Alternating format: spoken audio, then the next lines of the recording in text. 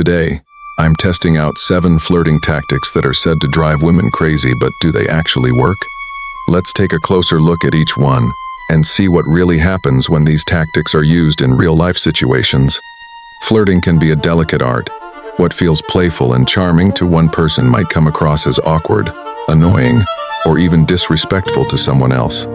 It's easy for signals to get crossed. A joke that was meant to be lighthearted might fall flat or be misunderstood.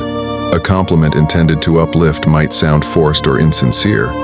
The truth is, people have different communication styles, comfort levels, and boundaries. What works for one person might not work for another at all.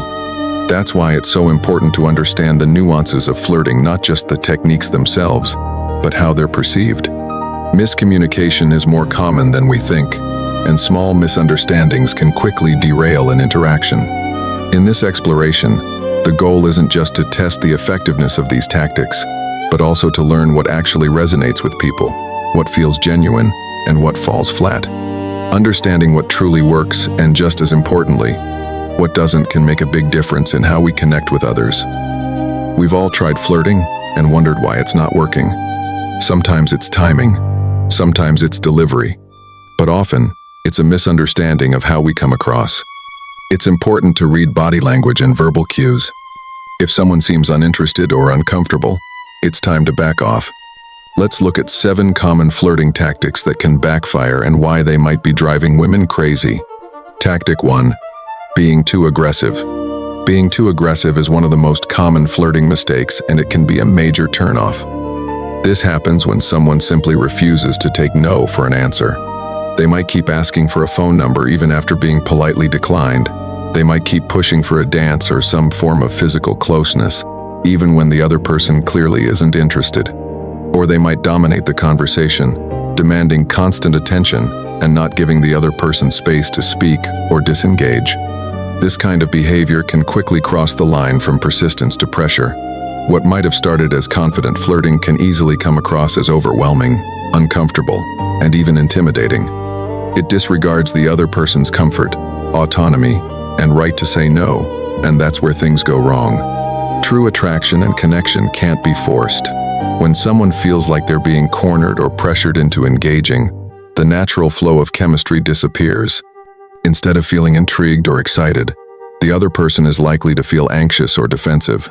Respect and attentiveness go a lot further than forceful persistence. Sometimes, backing off shows more confidence than pushing forward. Tactic 2. Being fake or insincere. Being fake or insincere is another flirting tactic that often backfires. This usually involves putting on a false persona, pretending to be someone you're not, or relying on cheesy pickup lines that sound rehearsed or overly polished. While it might seem clever in the moment, this approach tends to come across as disingenuous and inauthentic. The problem is that most people can sense when something doesn't feel real. There's a certain disconnect when someone is clearly trying too hard to impress, rather than simply being themselves. It can make the interaction feel more like a performance than a genuine attempt to connect. Real connection is built on honesty and authenticity. People want to engage with someone who is confident enough to show their true personality, not someone who hides behind slick lines or exaggerated charm. When you're being yourself, your unique qualities naturally come through, and that's what creates a meaningful impression. Ultimately, sincerity is far more attractive than any carefully crafted act. Being genuine shows respect, confidence, and emotional maturity, all qualities that are far more appealing than a borrowed persona. Tactic 3. Focusing too much on physical appearance. Focusing too much on physical appearance is a flirting tactic that can easily miss the mark.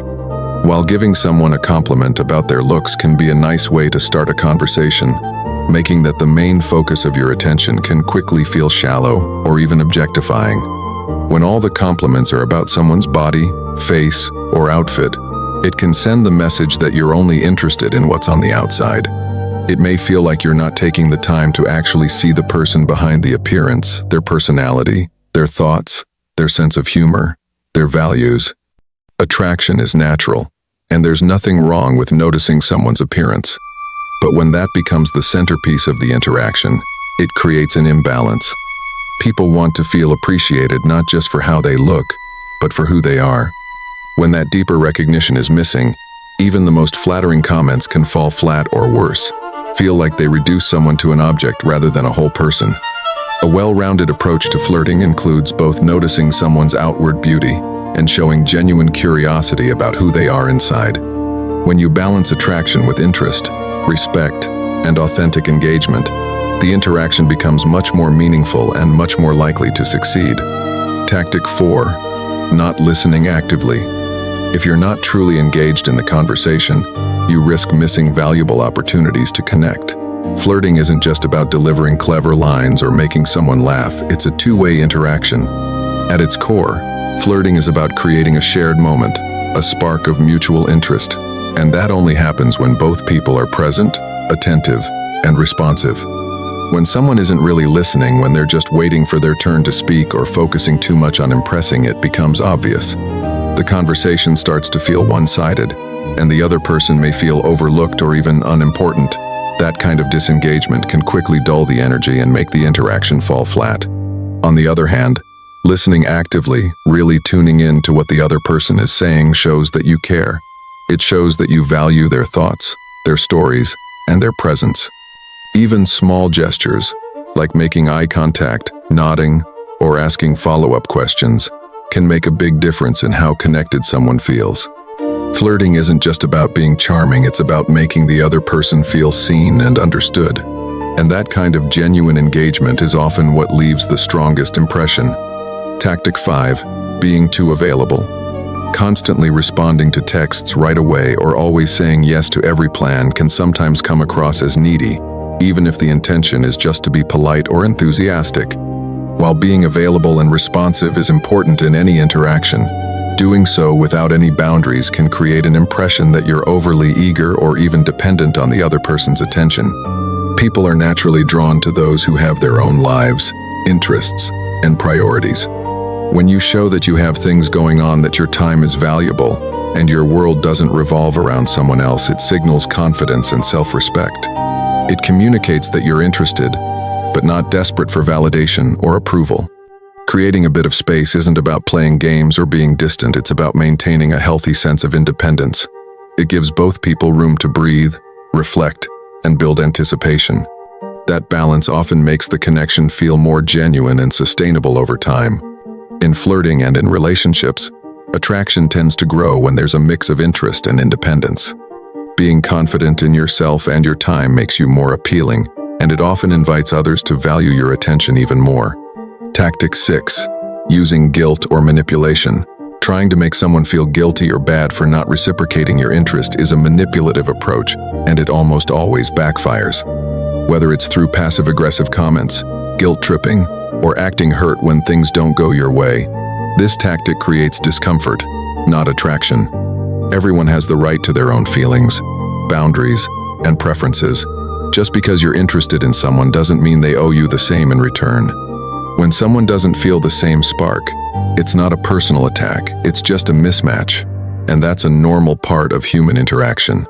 Using guilt or emotional pressure to force a connection doesn't build respect, it damages it.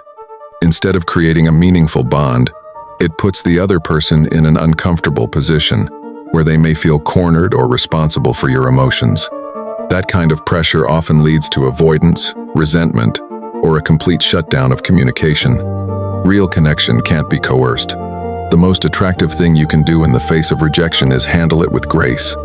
Respect the other person's feelings, maintain your dignity, and move forward with confidence. That kind of emotional maturity stands out, and it leaves the door open for better, more mutual connections down the line. Tactic 7. Not respecting boundaries. If someone expresses discomfort or clearly says they're not interested, continuing to push the interaction any further is a major red flag. It signals a lack of respect for personal boundaries, and that's one of the fastest ways to break trust and ruin any chance of a meaningful connection. When someone sets a boundary, whether it's verbal or nonverbal, it's crucial to listen and honor it. Ignoring those cues and continuing to pursue them doesn't just make the person uncomfortable, it can make them feel unsafe. Flirting should never be about persistence at the expense of someone else's comfort. Respecting limits isn't just polite, it's essential. It shows emotional intelligence, maturity, and an understanding that attraction is mutual, or it doesn't work. Trust is built when both people feel safe to be honest about their feelings and are confident that those feelings will be respected. Pushing past a no doesn't show confidence or charm, it shows entitlement. True confidence comes from being able to accept rejection with grace, maintaining self-respect while also respecting the other person's autonomy. At the end of the day, the foundation of any healthy interaction, whether it's casual flirting or something deeper, is mutual respect. That's what creates real chemistry, and that's what leaves a lasting impression. The best flirting tactic is being genuine and respectful. It's not about flashy lines or calculated moves, it's about showing real interest and treating someone with kindness. That approach builds trust and creates meaningful connection. Avoiding these common flirting mistakes can make a huge difference in how you connect with others. Understand boundaries, stay present, and be authentic. That's how you create attraction that actually lasts. Have you seen or experienced any of these flirting tactics in action? Share your thoughts in the comments. For more dating advice and tips, check out the rest of the channel.